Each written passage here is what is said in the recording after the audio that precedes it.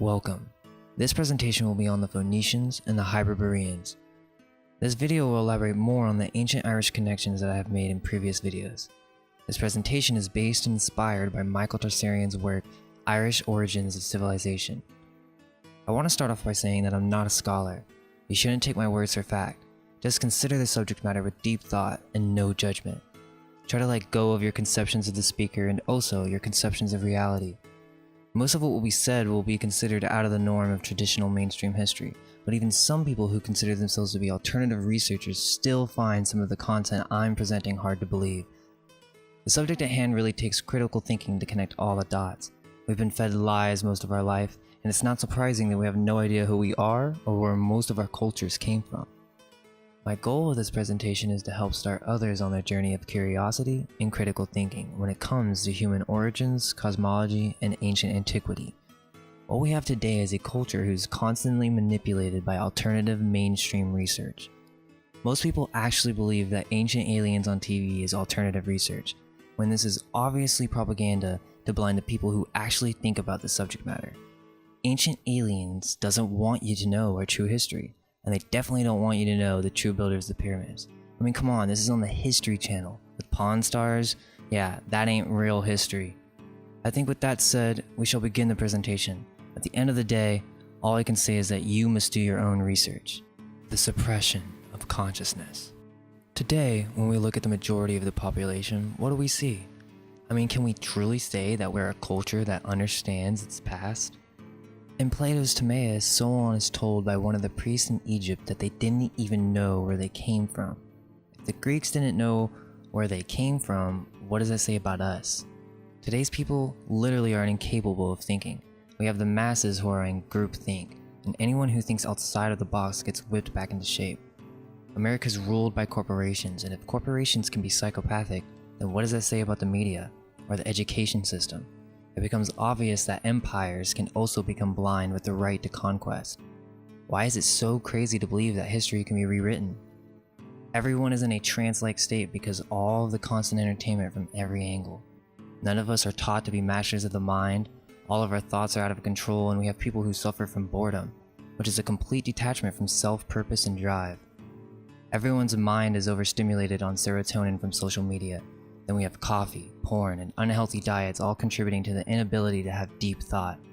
I think it's obvious that we aren't taught to be philosophical or to question the nature of reality. From Manly P. Hall's The Secret Teaching of All Ages, Pythagoras conceived mathematics to be the most sacred and exact of all the sciences, and demanded of all who came to him for a study and a familiarity with arithmetic, music, astronomy, and geometry. He laid special emphasis upon the philosophic life as a prerequisite to wisdom. Pythagoras was one of the first teachers to establish a community wherein all the members were of mutual assistance to one another in the common attainment of the higher sciences. This is what I believe it was like in Tartaria, or Atlantis, or pre-Diluvian times. The higher sciences, philosophy, and the understanding of reality were very prevalent in every individual in that society. We see the complete opposite today. Atlantis and the Deluge. The story of Sumer and the idea that civilization arose in the Middle East but 5,000 years ago is not the true story of civilization.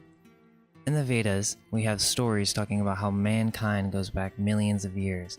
We hear flying ships called vimanas and stories of ancient wars with high-tech weaponry. Many cultures have myths of floods, and there are many submerged underwater cities that still have a mystery to be solved. Michael Cremo is also a great reference for this idea. He has many books that talk about this idea that the story of civilization and mankind goes way back than we could ever imagine. In this theory, Atlantis was a great continent in the Atlantic, that after some great cataclysm was destroyed. The civilization at the time was very advanced, not just in technology, but in magic and the knowledge of the self. The Atlanteans were said to be sun worshippers, and this makes sense with what the priest said in Plato's Timaeus. Our sciences are hoary with age, meaning they didn't come up with their sciences. It was passed down. Now, a group of the inhabitants of Atlantis avoided the cataclysm and sailed east, where they landed in Ireland and northern Spain. Ireland and Spain used to be one, Hibernia. This is the explanation of where and how civilization came to the east and then to the rest of the world. Atlantis was destroyed, and humanity was scattered and lost around the world, but there was one advanced group containing the knowledge of sun worship and the sciences who landed in ancient Ireland, Spain, and they began their journey to re-educate the world that at the time had been very primitive. From Donnelly's Atlantis. In their great missionary pilgrimage, they circled the globe in order to give religion and knowledge of God to the different races of mankind. They also established priesthoods and gave alphabets to the races who were unenlightened in such matters up to that time. Ireland is the country in which the arts and sciences were first discovered and developed. To this country the Greeks apply the term Olgia, a term which is never given but to the very ancient, and it is from the Irish, Aryans, that the Greeks trace their descent. The Irish Druids, the Aryan race, roots of astrotheology, spreading civilization once again. All that we know about this ancient race comes from the Greeks and the Romans. There is a great site by Bruce Linnell that lists almost all of what the ancient Romans and Greeks said about the Celts. The earliest Greek and Roman authors often referred to Hyperboreans and Cimmerians. Some modern authors consider these to be possible references to Celts. Hyperboreans were originally a mythical sacred race who, often associated with god Apollo, they dwelt at the ends of the earth. The word Hyperborean means beyond the north wind, and lived long lives in peace with themselves and their neighbors. Their legends are later intermingled with British, Northern Celtic, and Germanic cultures by ancient authors. The name Cimmerian has many meanings. To the earliest ancient Greeks, they were a mysterious race who lived in the mist and darkness at the ends of the earth. But later Greek authors clearly described the movements of a group of people they called Cimmerian. Now, I believe the earlier ones knew a deeper truth of a true history that actually happened, and then the later authors were just propaganda authors. If you want to see all the references to Hyperboreans and Cimmerians and what Roman Greek authors talked about, the link is in the description. This is all reference to the Aryan race, but what does Aryan mean? From Michael Tarsarian. The name Ireland was originally rendered Ari, or Aria land, one of the main connotations of the term being Western land. Another was land of the pure, or noble ones. The Druids were Aryans. This word is usually narrowly construed to signify race. However, the term also refers to spiritual caste. It is also the true name of Ireland, correctly rendered Ariland, or land of the Aria.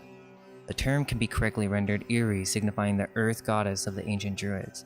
Etymologically, Ari and Eri are found in roots and terms and names such as Aria, Terra, Tara, Mari, Hera, Benares, Armenia, Armeric, and aristocracy, etc. Names such as Tara, father of Abram, and the place name Haran in Irish, Haran being synonymous with Aryan. The epithets Iberian, Ibernian, Ibrides, Iberisum, Old Name of New York, and Hebron are equivalent to the Latinized Hyperborean, connoting Ireland and the Arctic homeland. This is the true meaning of Eber, an ancestor of the Israelites. Place name and personal name, Heber and Hebrew. The priest of the Nile, the Eberu, took their name from the illustrious northern western Aria, as the great Anna Wilkes tells us. Hyperborea was unquestionably the lands of the Druid and Bard, whose religion was identical with that of the later Hebrews. The very word for a Druid bard is equivalent of Boredes or Boreas, meaning north. The Eberu were but one contingent of Westerners living in the Middle East. Related groups were the Luvians and Shemisu Hor, the disciples of Horus. Evidence of their presence has been well and truly suppressed. So this Aria meant a lot to the ancients. And we can also see how Hyperborea is really connected to Ireland and the ancient Irish. We have nations like Syria, Iran, Armenia, all paying homage to these noble peoples who at the top of their society valued things like being moral, spiritual, philosophical, being a full mind, things today we take for granted. The Sanskrit definition of Arya is noble, not ordinary, valuable, precious. This isn't about race or control or power. It's about understanding who we are and our past. Now, here's some mainstream Irish. Here's what Wikipedia says. What is known of pre-Christian Ireland comes from references in Roman writings, Irish poetry, and myth and archaeology. While some possible Paleolithic tools have been found, none of the finds are convincing of Paleolithic settlement in Ireland. Let me give you a hint on why nothing is found. From Conor McDarry. It was held by the leaders of the Roman Church and state, they were practically one, that all power should be centralized in the head of the church, who was also emperor of the state, and any and all religious institutions which in any way conflicted with this ideal were to be done away with. For this reason, the mystery cults were suppressed, and initiation into the ancient or esoteric mysteries where no religious establishment, worship, or practice would exist which would draw and hold men to it other than the Roman state church.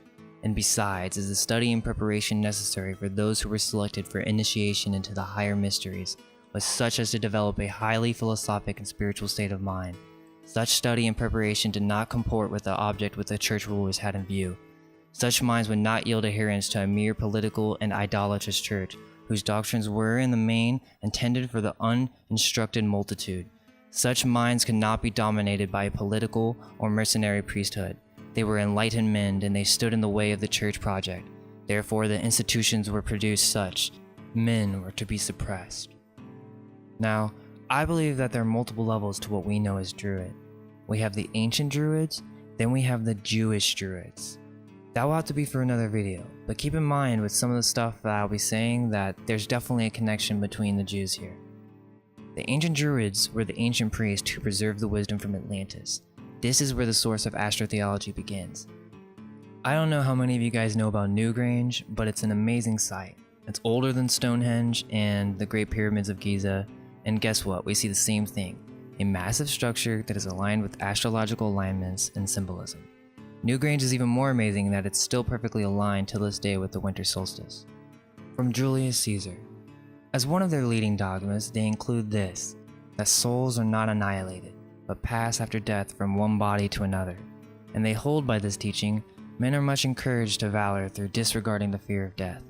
They also discuss and impart to their young many things concerning the heavenly bodies and their movements, the size of the world and our earth, natural sciences, and the influence and power of the immortal gods.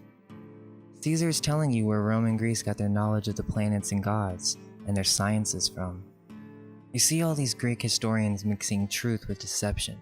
It's the only way to really resonate with the mass of humanity's subconscious. Thus, with a shrewd conception and understanding of policy, Rome gave to the Irish Bible a history and a geography which, through her efforts to give it an appearance of truth, as a record of actual occurrences and facts, have heaped woe and misery upon mankind. To perfect this project, Rome preached and instigated the wars of the Crusades. This was for the express purpose of getting possessions of the countries of the East, and to give names to places in this country called Palestine, or Syria, to correspond with the allegorical and cryptic names, Irish names in the Bible, and Irish names they are still to this day, and this is the main reason why the Irish Roman Catholics of our day were not encouraged to read or study the Bible. It was because of this too that the Irish language was mainly suppressed and all but destroyed. To carry out the scheme of keeping the knowledge of these things from the world, Rome has conveniently invented a list of fictitious names which the priests assumed in order to set up authorities supposed to have lived in the periods of time assigned to them, and who would be cited by posterity to verify the falsifications which would have established this fact. Such are the names Herodotus, Manetho, Berosus, Josephus, Irenaeus, Origen, and Eusebius. These historians appear in the light which we have today of her doings as so many fictitious personages to whom to attribute writings which were done by the Roman and British priests of much later times. They were very busy concocting history after the English invasion of Ireland and the conquest of the Irish Church, and right away in the early part of the 13th century they set about altering the Irish Bible to make it their own, by Conor McDarry. The Druids were the last force to resist Rome. This makes sense why we don't understand this part of our past. But the ancients knew about this. That is what the myths of Hyperborea, Atlantis, Lemuria, we all knew that gods came down and gave us knowledge. Now Ancient Aliens is happy making you believe that it's ETs, but I'm gonna go down an alternative route and say that no, we've been cycling in an infinite loop, and every time we become extremely aware or become enlightened beings on this earth, cataclysm strikes.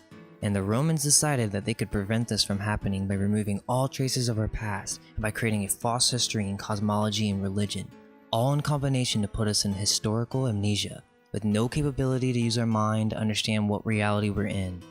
It's truly a mess. Who are the Celts? Celts have an Indo-European tongue, so mainstream history assumes that the Celts migrated from the Black Sea. They migrated to dominate most of modern Europe, from 1400 BC to 600 BC. They say that they moved in northern Spain and they somehow preserved their culture here, and then they called it Galicia. I find it funny that they say they don't know what it means when I believe it's a later derivation of Gaul, Gallia. If we look up Gaul in a Gaelic dictionary, it says, a lowlander, a stranger from Gallus, a Gaul, the Gauls being the first strangers to visit or be visited by the Irish in pre-Roman times. Gala, a bitch. Gast, a bitch. G is possibly for gaslit. Pot has deduced Spanish gago, greyhound, which however is founded on canis gallicas. If you see my other videos, you would know that this is a common theme in history. When intruders take over, they come in, cause havoc, and then rename the land, the people, and then after a generation or so, the people don't even know where they came from. The people from Galicia are told their origins lie in the Black Sea, when really, some strangers came in and made this land their bitch. Also notice how Galicia has fantastic architecture. From the Odes of Pindar. Summary. Hyperboreans are described by Pindar as an ancient sacred people who worship Apollo and live without illness, old age, or strife. In his Pythian Odes, Pindar says they live in a place which cannot be reached by ships nor land, but in Olympian Odes, he seems to indicate they are associated with the source of the Danube. According to Wikipedia, the Danube was once a long-standing frontier of the Roman Empire. Is Pindar saying that these Hyperboreans moved east and they are the true source of the Danube? I can't find anywhere on Wikipedia saying that this is a man-made river, but if what Pindar says is true, then this once great nation had this river surrounding its entire border? The Celts are not the true original Irish. Plato describes the Celts and Iberians as drunken and warlike. Celts occupied land in modern-day Eastern Europe, Greece, Spain, Northern Italy, Western Europe, England, Wales, Scotland, and Ireland. The Celtic people have mystified anthropologists and historians for generations. They were a non-literate culture whose history and literature was preserved through oral tradition. The origins of the Celts are shrouded in mystery. I found these quotes from this one article where this researcher was discussing whether the term Celts was even used in Ireland before the 1800s. Whatever about whether the Celts ever did come to Ireland, what is undeniable is that medieval Irish and Welsh writers said absolutely nothing about a Celtic past, nor did they suggest that the Irish and Welsh people had an affinity for one another based on the shared heritage. In other words, before the year 1700, no one called the Irish and Welsh Celts, so where did the idea that we are Celts come from? My own research has shown that the word Celtic rarely appeared in Irish newspaper in the early 19th century. Suddenly, the regularity of its use increased dramatically in the 1840s, it doubled again in the 1850s, and by the 1880s, archaeological excavations in Switzerland and in the 1850s revealed evidence of an ancient Celtic civilization that had once dominated Europe. Over a 20-year period, the Celts were established as a biological fact by scientists, given a glorious past by archaeologists, a sense of scholarly gravitas by linguists, and identifiable personality traits by literatures. This made Celticness attractiveness to nationalists in Ireland and Wales, and by the turn of the 20th century, most people in both countries believed they were Celts. So I'll end with the Celts here, but I want to just basically end with there's definitely a cover-up of a once great nation. And I think the real hint, or what we should be looking towards, is the Hyperboreans. Hyperboreans and Tartaria. The Hyperboreans must be the ancient empire that we are calling Tartaria today. Who else could come to such great knowledge? I would say it's the people who are not dying and living extremely long lives. These Hyperboreans must have a connection to the Irish. It must be that the ancient Greek historians fantasized these ancient peoples to make it seem like a legend. This is what I think. The Irish, after the flood, spread east, and at this time they had advanced technology and advanced spirituality, so much so that they had long lives. The book Natural Magic talks about Tartaria having these large brass wind instruments that would make a pleasing sound for the whole city.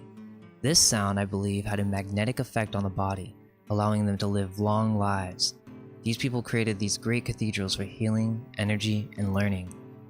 I think at this time the ancient Hyperboreans, or Irish, had spread out to all around the world, mixing with multiple cultures. Let's look at this map again. I believe these massive cities were generations after the Hyperboreans spread out to East Russia, India, Africa, And from here, I'm positive that a variety of different cultures sprung and mixed. I think that the Celts, after the cataclysm, were different confused tribes that were spread out all over Europe and the Middle East. Myths arose talking about the mythical origins of this great empire, and that is why these tribes made their way back to Hibernia, or ancient Ireland. These savage, barbaric tribes, as portrayed by the Greeks, are what mainstream history says the Irish came from. Not just that, most of Europe. When the truth is, it's lies mixed with truth. These invading tribes back into the homeland probably did take a lot from the native culture, and that is why this lie works, because there is a similarity, but nonetheless, the ancient Aryans or Hyperboreans were not savages. So why is it that we have been fed this lie? Well, the Phoenicians are this Hyperborean race. The Phoenicians are just a cover name for these Hyperboreans as they spread east through the generations. This also got mixed with other tribes, so there's a lot of confusion. This explains why the Phoenicians were so advanced and where they got their writing system from. Not only that, but where they got their knowledge of architecture. Phoenicians and the Hyperboreans. Until the late 1800s, most of the info on the pre-Hellenistic Eastern Mediterranean came from the Hebrew Bible. The glory of the Phoenicians is in the Bible. They are claimed as ancestors by snooty Lebanese, and they were ancient millionaires who shipped purple dye and cedar wood to the world's wealthy. Phoenicia.org. Let me repeat this quote. They also established priesthoods and gave alphabets to the races who were unenlightened in such matters up to that time. Ireland is the country in which the arts and sciences were first discovered and developed. To this country, the Greeks applied the term ogia, a term which was never given but to the very ancient, and it is from the Irish Aryans that the Greeks traced their descent. In mainstream history, the Greeks got their language from the Phoenicians. To me, this is some type of distraction from the real origin. They want you looking to the Mediterranean for the origins of the Greeks.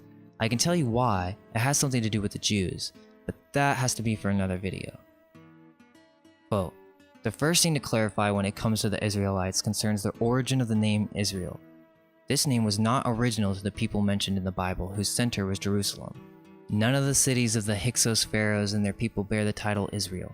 The term originated with the Irish and with the Phoenicians, who had erected prominent and sophisticated cities all over Eastern Europe, Asia Minor, and the Levant. The Phoenicians were originally of Irish extraction, and they had some of their most important bases in Ireland and Scotland. Not only were the Phoenicians expert sailors, but they made good use of land bridges that once existed between Scandinavia and England, and between England and Ireland. Michael Tersarian. The Phoenicians were indeed extraordinarily gifted men. They were one of the first races to devise and employ a sophisticated alphabet, construct great cities and temples, make paper for writing, and sail the seas of the world. The fact is, they were the Arya, or adepts of the highest order. They were master architects, astrologers, shipwrights, mariners, healers, and scientists. We believe the Phoenicians were, like the Scythians, originally from the West. They preserved the secrets of the megalithic construction and many other ancient arts. They may have been the original builders of many temples along the Nile. This is what the Old Testament hints, and what a great deal of miscellaneous Masonic literature suggests. Quote, as our scholars have failed to see the difference between Israel and Jews, they have completely confused the issue, and when they speak of ancient Hebrew, they mean Phoenician. The oldest Hebrew manuscripts date from AD 489, is a roll and was found in the Karaite synagogue in the Crimea. The Targum's version of the Old Testament does not date any earlier than the Babylonian captivity of the Jews, and it was written in the Aramaic Chaldee language, and even of that version there is not BC in existence. So when our scholars speak of the ancient Hebrew of the Israelites, they mean Phoenician evidently, for they never have seen it written on any scroll, only on the Salam inscription, the Moabite stone, and the Phoenician engravings of the East, the Mediterranean, southern Russia, and Europe, particularly in Britain. The early Phoenicians were known to have referred to themselves and their kings by the term Got or Goat, signifying goats. This is where we derive the words God and good, and where place names such as Gotland and Goatburg, etc. come from. The Goths were called the Goths by the Romans. These Caucasian Goths considered horned animals such as stags and goats to be sacred symbols of their people and gods. This goes with what Moon was saying about the ram in Tartaria Part 1 and the connection to Egypt. Quote, it was they, Phoenicians, and not the Israelites who were the creators of the alphabet, the great temple builders and the world's finest seafarers, astronomers, and adepts. What they still hesitate to accept is the Irish origins of Phoenicians. This fact has been obscured due to the geographical dispersion of the Phoenicians. As we have said, the dispersion was a necessity after the age of catastrophe. In summary, I do not think that the ancient Irish or the Hyperborean peoples should be considered Celt. The term Celt has been used for many things, to imply that the ancient Irish came from the Black Sea and were olive-skinned thousands of years ago. I'm not buying it. The Hyperboreans are the true builders of these amazing buildings and are the source of where we should look in the origins of the Tartaria conspiracy. The people that we know today as the Phoenicians are these Hyperboreans, many generations after spreading east. Let me also clarify on what I'm not saying. The Tartars are not the Irish. I'm saying that they have their origins in the Irish, or the ancient Hyperboreans. Great Tartaria must have been a product of these people. If you watched my last video, I talk about Phoenicians, churches, sound vibration, and high tech. And I honestly think that these Hyperboreans are connected to all that. They didn't die, they lived in peace, they had great wisdom. I think these are all attributes that lead to an advanced civilization. And then, it was stolen. I think this stuff is important because if we open our mind and try to imagine this as a possibility, then what does it say? Can we learn to do this again? Can we learn to heal our bodies? Master our minds? Master reality? What if we could live for hundreds of years? And don't say it's crazy, because when you think that, what it really means is that deep down you have a foundation of what reality is, meaning you truly believe it to be a certain way. And the reason you think this is so crazy is because it would mean that reality is not what you thought it was. Well, I'm willing to argue that none of us really have a clue what reality is. We should really let go and just research, trust our intuition, and work with others to come to a conclusion, because otherwise, we are just perpetuating the dark ages.